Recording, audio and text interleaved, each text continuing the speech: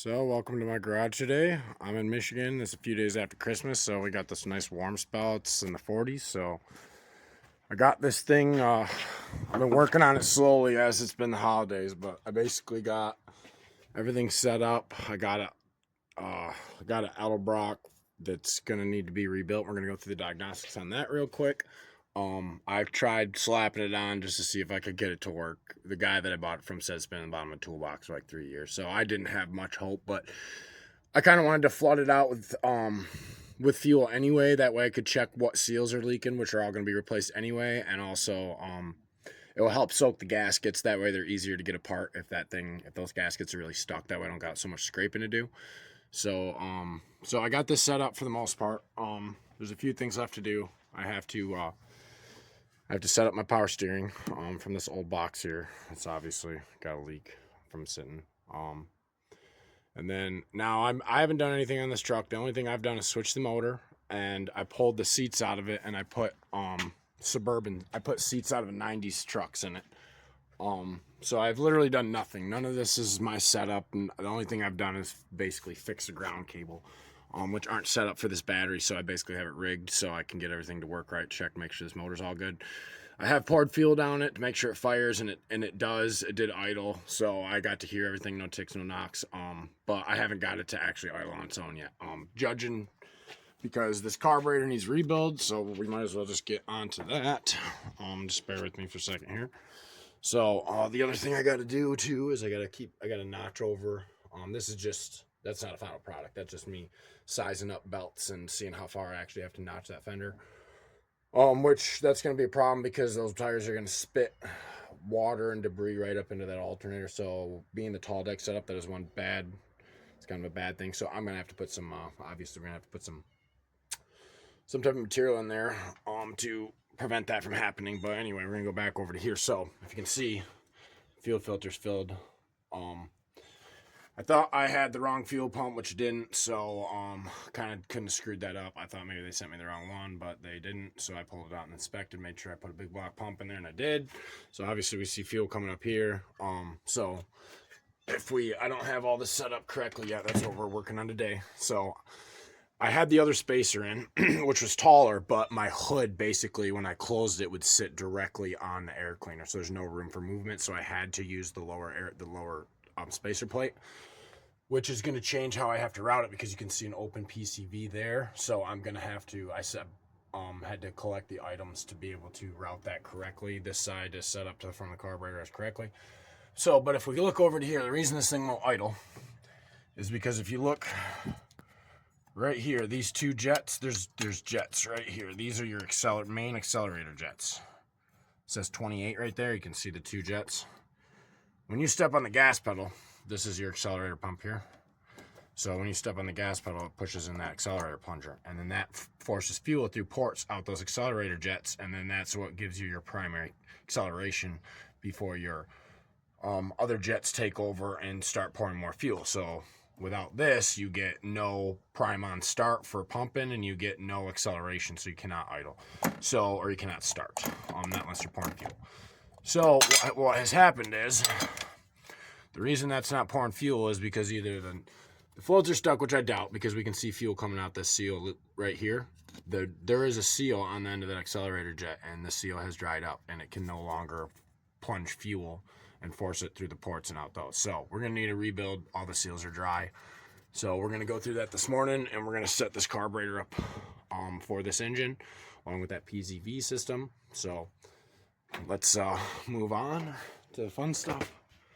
So yeah, we're almost there. We got a radiator and a couple other things, but once I get that going, it will enable me to move this thing around. I got to set the brake booster up still and route some stuff, but like I said, I haven't worked on this truck at all or set it up. So this is the beginning. So yeah, should be fun. So let's go over here. Excuse my Christmas extension cords. So we got our little table of fun here. This is what we got left sitting around. So that old throttle cable. So I went through all my parts and I have a parts rack over here. So I went through everything and organized it and found, just went through it to refresh my memory, because I thought I had a double pumper in there somewhere. I don't. I must have sold it or something over the years or gave it to somebody, but oh well, that's how it goes. So I have a throttle cable. The old one is set up to where this ear is set sideways, so you have a rod that moves in and out. I don't really like that so much, so I'm going to convert. I had this throttle cable sitting around from a 6.2 diesel, so I'm going to convert this over to a cable, which won't be today because I got to get a bracket. So I just want to be able to get started and moved around. I found an old temp sensor just in case the one in the truck isn't working. Yeah, and then we got ourselves a genuine Edelbrock trout cable, so that's a nice one. I don't even know if they make the same style anymore, but I've had this sitting around for a while now. It's got Edelbrock logo.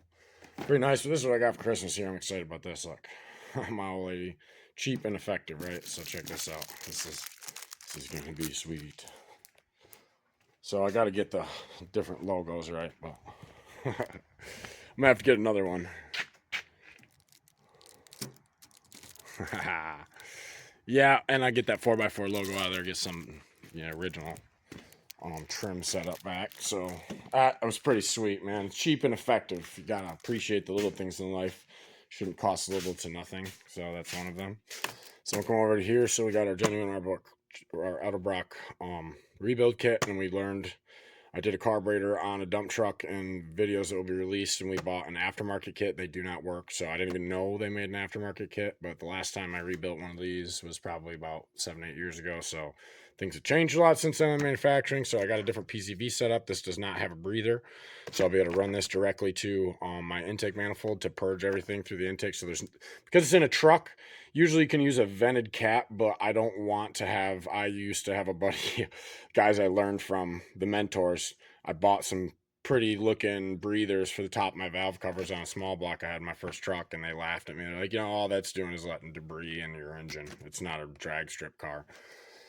So I'll always remember that. So it looks cool, yeah, but you need functionality before looks. So so this will be set up to our intake manifold back to carburetor. So this is all fully vented. We have new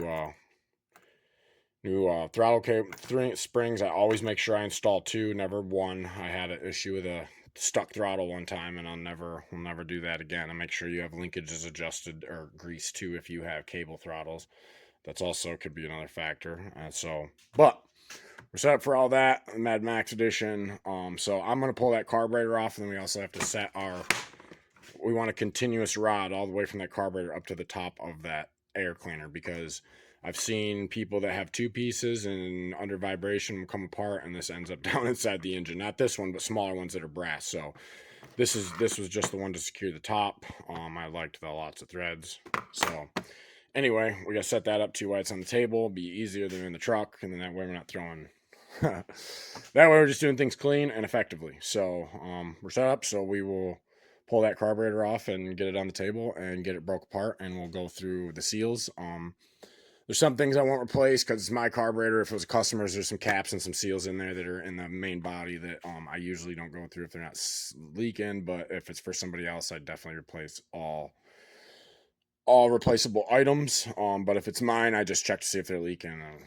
If it was a Quadrajet, that's our next little adventure. Is a rebuild kit for that's like $25 to $39. So that is off a 70s. This one does not have the altitude adjustment. You'd see a terminal that comes up here, and that's for the altitude adjustment when people were in the 80s and the late 70s or early 80s, mid 80s, where people were traveling all over the U.S. going up and down mountains pulling campers, so they had to have a way to adjust the carburetor air to fuel ratios on the fly.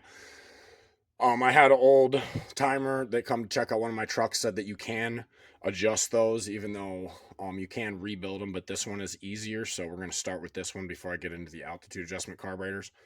So this will be the next video, is rebuilding this guy. And I have a spacer plate here, so I'd really like to use this because these 2 small barrels get excellent fuel mileage, and then these 2 giant ports give you excellent performance.